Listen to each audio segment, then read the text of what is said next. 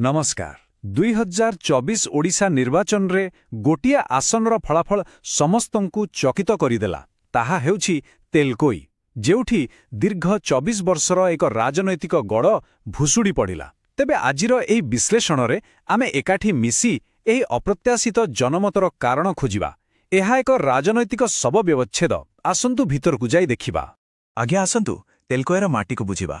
एहा केवल एक निर्वाचन मंडली नुहे, एहा ओडिशार केन्दुझर जिल्लारे थिबा आदिवासी मानकर एक हृदय भूमि।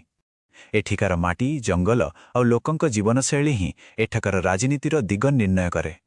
कुहाजाए प्रत्येक निर्वाचन एक कथबार्ता, किंतु बेले बेले यह एक स्पष्ट राय। 2024 रे तेलकोईर लोकमाने एक नुआ स्वररे कथा कहिछंती, एक एमिति स्वर जाहाकु सुनिबा निहाती जरूरी। तेबे आमे एही विश्लेषणकु केमिति आगकु नेबा? आमे एहाकु 6टी भागरे बांटिछु। प्रथमे माटी और जनमत, तापरे संख्या भितरे लुचिदिबा कहानी, राजनैतिक परिवर्तनर कारण, केउठी व्यवस्थारे भूल रहिला, आगकु कौन करा जाई पारिबो एवं शेषरे केमिति तथ्यकु सुशासनरे बदला जाई पारिबो। चालंतु आमर यात्रा मूलरू आरंभ करिबा।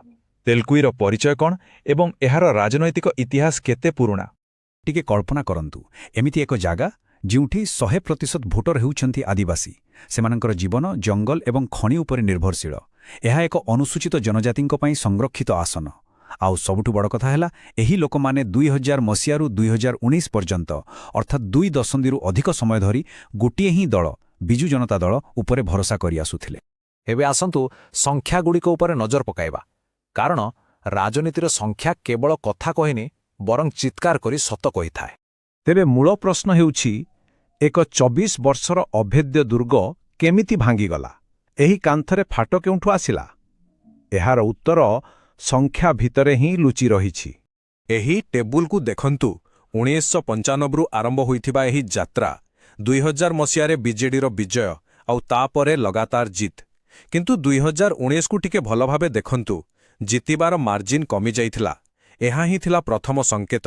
आउ 2024 रे पूरा बाजी ओल्टी गला।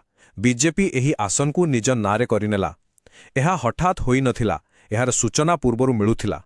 9439 भोट एही गोटिए संख्या। एहा केवल पराजयर व्यवधान नुहे, एहा हजार हजार लोकंक निष्पत्तिर ओजन। और प्रत्येक निष्पत्ति पछरे गोटिए गोटिए कहानी थाए।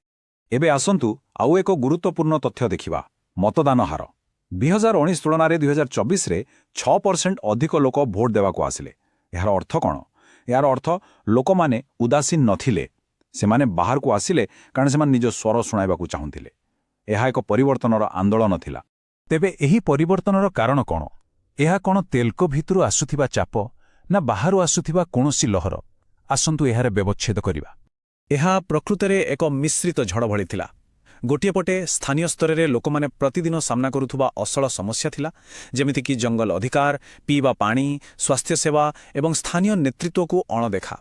आउ अन्नपटे बाहरु एक शक्तिशाली जातीय वार्ता माड़ी आसुथिला। मुर्मू इफेक्ट जोगु आदिवासी गर्व, मोदी लहर एवं बीजेपीर शक्तिशाली प्रचार, एही दुईटी शक्ति मिसी फलाफल को बदलाई देले। एही कथावार्ता भितरे आम संविधानर मूल मूल्यबोध को मने पकेइबा जरूरी।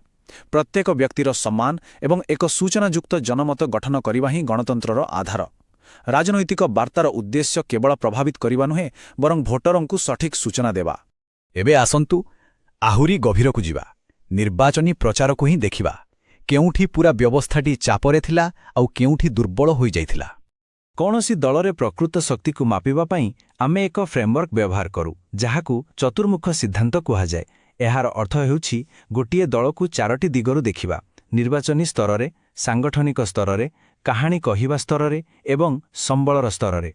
प्रथम मुख्य हेउछि निर्वाचनी मुख, अर्थात बूथ स्तररे भोटरंक सह सीधासळक संपर्क केते मजबूत।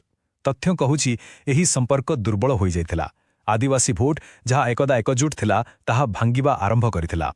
द्वितीय मुख हेउछि वर्णनात्मक मुख, अर्थात कहानी। केउ कहानी लोकंकु कुहा जाउथिला?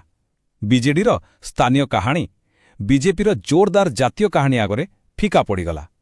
जेतेबेले आपण कहानी हरांती सेतेबेले आपण निर्वाचन हारिबार संभावना बढ़ी जाए। जदि आमे एसबुकु एकाठी करी एक स्वट विश्लेषण करिबा, तेबे चित्रटी स्पष्ट होई जाए। बीजेडी पाखरे इतिहास थिला, किंतु संगठन आत्मसंतोषरे बुढ़ी रहिथिला।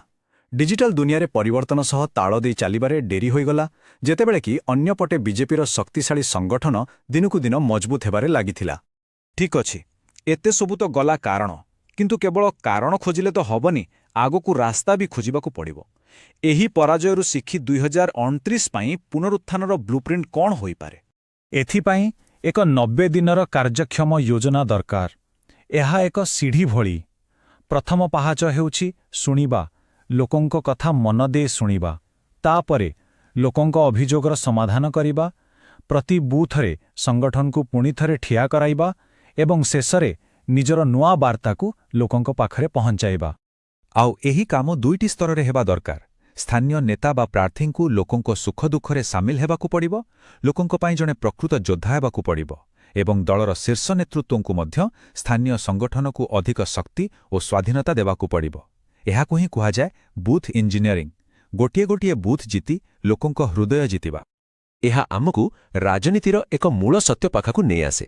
ଆପଣ ଭିଡ଼ କିଣିପାରିବେ, କୋଳାହଳ ଭଡ଼ାରେ ଆଣିପାରିବେ, କିନ୍ତୁ ଯଦି ବିଜୟ ଚାହୁଁଛନ୍ତି ତେବେ ବିଶ୍ୱାସ ଅର୍ଜନ କରିବାକୁ ପଡ଼ିବ।